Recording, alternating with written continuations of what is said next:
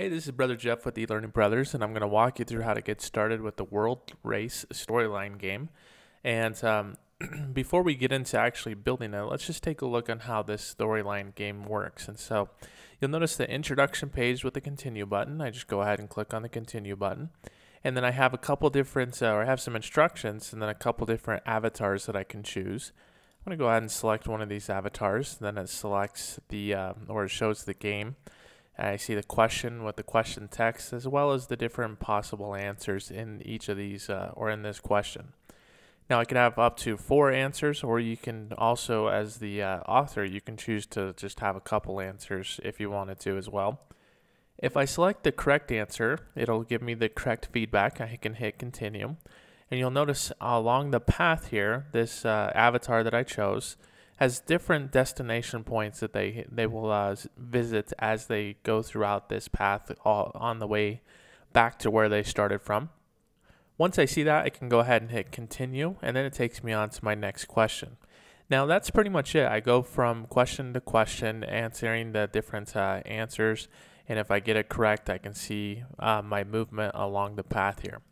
Now the way that you build this inside of Storyline is by double-clicking, first of all, by downloading the file from the library. Double-clicking on it will import it into your Storyline templates. And then if you don't see it here, you can select the drop-down box until you see the World Race logo or the title. And then you just select the race and then hit import. And this will import the interaction inside of your course, whatever course you may have open at the time. Once this interaction has been opened, over on the left-hand side, you'll see the instructions on how to get started with this interaction. This is important because it lets you know the different variables that you can change inside of this game. Now, there's only really, in this case, only one variable that you can change, which is the world race number of questions. Now, you can change this variable by coming over to the variable section in Storyline over on the right-hand side. All you have to do is click on the X button, and this will pop open the variables. Now you can see the different variables that we have.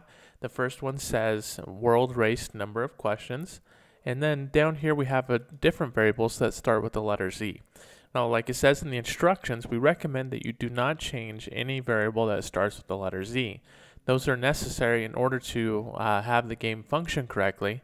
And if they get modified, then you may run into some issues that way. So just change the variable, unless you wanted to get into the triggers and everything like that, just change the variable that starts with world race number, or that's world race number of questions. By default, there's 20 questions, but you can change that to whatever number you want. Besides, the maximum is 20, so you can't go beyond 20. But if you decide that you only want to ask 5 of those questions, then you just type in 5. Now, when you're filling out the questions, you don't need to go beyond 5. You just go ahead and fill out the 5 questions there. Now from here, I can change the logo if I wanted to, or I can just move on to the instruction page. Now the instruction page will give me different options to select the instructions and to modify the instructions, and I could modify the avatars as well, but keep in mind you would have to change that in a different location, so it's not just an easy swap out here in order to change the avatar there. Now from here, I'm going to go ahead and go on to question 1. Now in question 1, I can change my question text, my question label, and then the 4 possible choices, I can change the text of what I want to type here. And if I decide that I don't want 4 options, I only want 3, I can go ahead and just move one of them off the stage there. Now you'll notice here, option C is the correct answer. If I decide that I want option A to be the correct answer, all I have to do is come over to the triggers and select the drop-down box where it says show layer question 1 dash correct. I need to change that to question 1 dash incorrect because this is going to be an incorrect answer. Now I need to go to the option that will be correct and change the show layer trigger and select the drop down box and go into question 1 dash correct. Now this will show the correct layer, and then the other ones will show the incorrect layer. Now I do need to go into the question 1 correct and incorrect feedback and just modify specific feedback for getting this question correct, and then specific feedback for getting this question incorrect. And then from there I just go on to question 2, and then correct 2, and then incorrect 2 feedback as well. Now I can come into the game correct layer and I can modify the different avatars. This is the second place that you would change.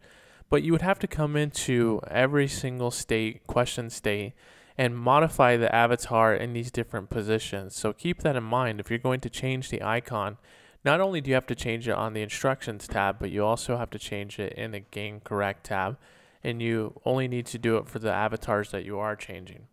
Now the final layer you need to change is the results page. You just come in, start typing in your text or changing out your image or adding other shapes right within the results layer. But that's how you get started with the World Race storyline interaction inside of Articulate Storyline.